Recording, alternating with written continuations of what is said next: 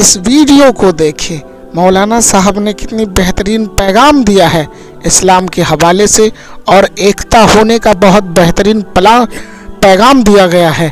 इस वीडियो को देखें, इंशाअल्लाह तबारक व तआला हम सभी को समझने की तौफीक और रफ़ीक अता फरमाए।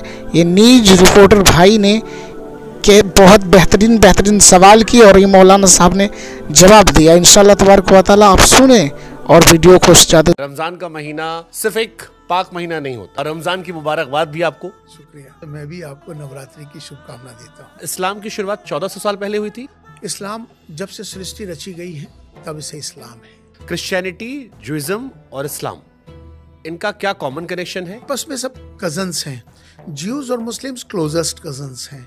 आपस में एक रिलीजन बनने वाला है। उस रिलीजन का नाम ही है इब्राहिमिक फेथ। हजरत मोहम्मद सल्लल्लाहु अलैहि वसल्लम साहब जो है, ये पैगंबर हैं, अवतार हैं। ये कुरान के अकॉर्डिंग अब कोई नबी नहीं आने वाला है। मेरी एक फ्रेंड है पाकिस्तान में, आप प्रॉफिट मोहम्मद की जगह कहिए हजरत मोहम्मद सल्लल्लाहु अलैहि वसल्लम। शी सेड ये सही कोट है।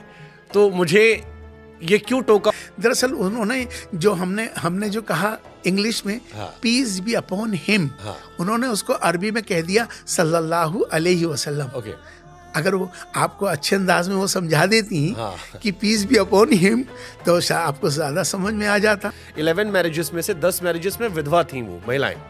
इसके पीछे क्या कॉन्सेप्ट सर हो सकता है? मिश्रा जी बहुत अच्छे सवाल कर रहे हो आप। क्या मक्का में शिवलिंग है? हाँ, मुझसे भी पूछते हैं मेरे से जो जुड़े लोग हैं हिंदू। शमी का एनर्जी ड्रिंक पीना, क्या वो गलत था? नुपुर शर्मा प्रकरण में जो कुछ कहा गया था वो कितना सही था, कितना गलत? मस्जिद का कॉन्सेप्ट क्या है?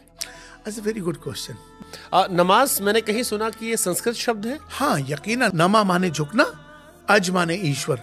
ईश्वर के सामने झुकना, ईश्वर के सामने सरेंडर होना, उसे नमाज कहते हैं। इस्लामिक टीचिंग में नॉन मुस्लिम्स को यानी स्पेशली हिंदूज को कैसे देखा जाता है कुरान के अंदर?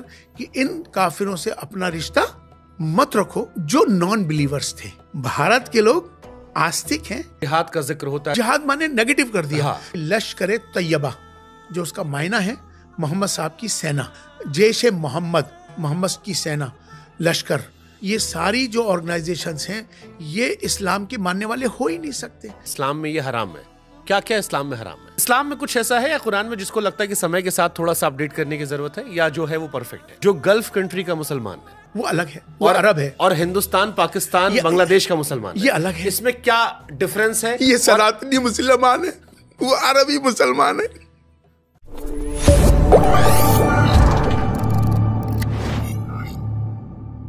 नमस्कार, आपके साथ मैं हूं शुभांकर और रमजान के इस पाक महीने की हमारे सभी दर्शकों को बहुत बहुत मुबारकबाद, खुशियां।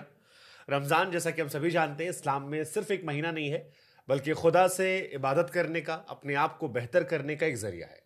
इसीलिए हमें लगा कि आज इस्लाम को लेकर बात की जाए और हमारे साथ एक खास मेहमान है डॉक्टर इमाम उमेर अहमद इलियासी साहब। चीफ इमाम हैं और कहा जाता है कि तकरीबन आधा मिलियन जो इमाम है वो इनकी ऑर्गेनाइजेशन के अंदर आते हैं, तो इनसे बेहतर शख्सियत इस्लाम को समझने के लिए आज हमें नहीं मिल सकती थी। शुक्रिया, बहुत बहुत स्वागत है सर। रमजान की मुबारकबाद भी आपको। शुक्रिया। उम्मीद करता हूँ कि आपके रोजे अच्छे जा रहे होंगे। अल्हम्दुलिल्लाह, शुक्र है। कैसे हैं आप? बहुत अच्छा हूँ, आनंद है। हमने जैसे शुरुआत की सर की, रमजान का महीना सिर्फ एक पाक महीना नहीं होता। हमें थोड़ा बताइए हमारे दर्शकों को जो नहीं जानते, मुझ जैसे लोग, और आज हमारे सवालों में अगर कोई गलतियां हो तो उसके लिए हमें माफी भी कर दीजिएगा, क्योंकि नीयत अच्छी है, सवाल कम जानकारियों की वजह से कुछ आगे पीछे हो सकते हैं। नहीं, बिल्कुल ठीक बात है।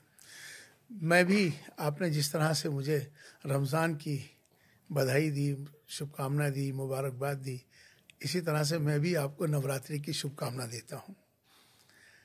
नवरात्रि बहुत जल्द आने वाले हैं जी।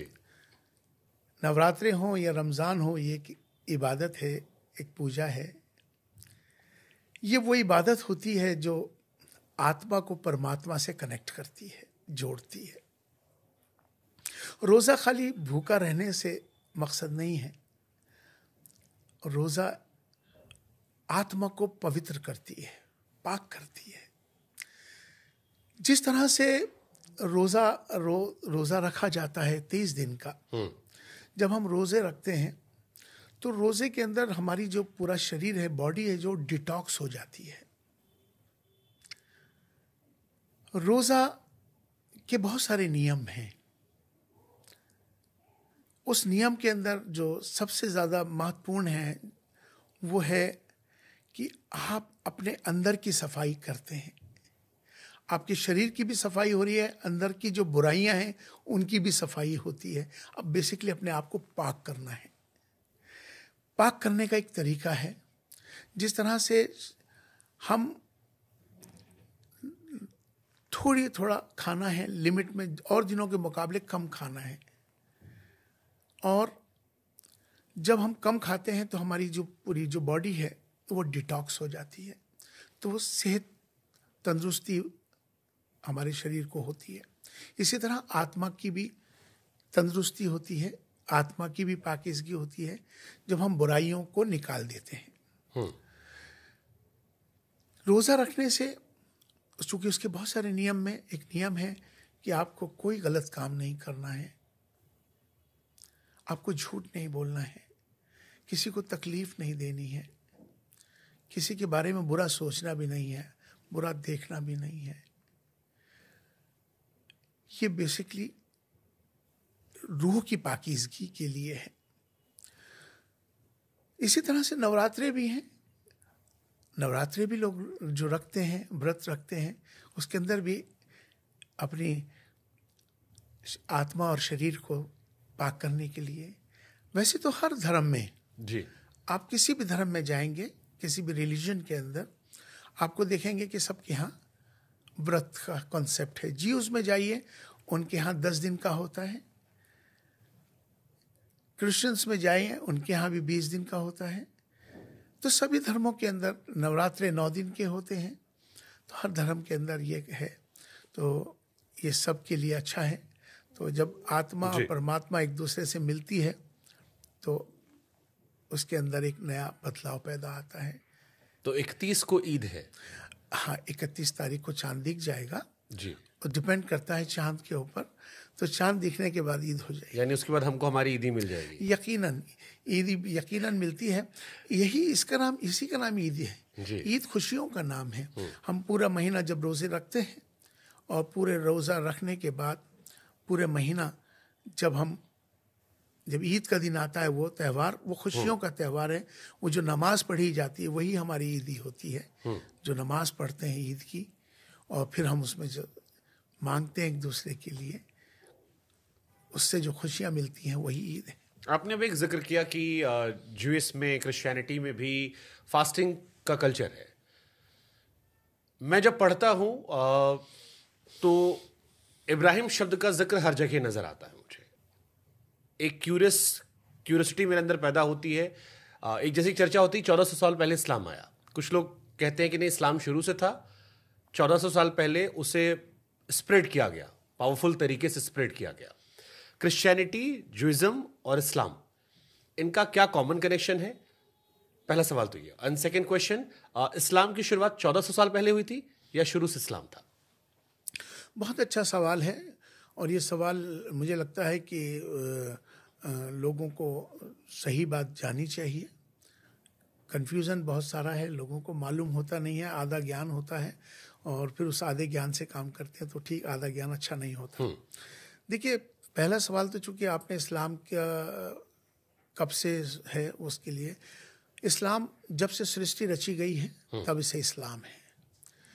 पहले जो प्रॉफिट आए, पहले जो अवतार आए, वो आए आदम अलैहिस्सलाम। हज़रत आदम बोलते हैं हमारे यहाँ, क्रिश्चियंस में उसमें और ज्यूज में उसको एडम कहते हैं, हम लोग आदम कहते हैं। आदम से आदमी, मनु आए, मनु से मनुष्य, वही आदम है, वही मनु है। वो मनु से मनुष्य हो जाता है, इधर आदम से आदमी हो जाता है। तो जब से सृष्टि रची गई है तभी से इसका इस्लाम वहाँ से चलता है। समय समय पर अलग अलग जगहों पर, अलग अलग स्थानों पर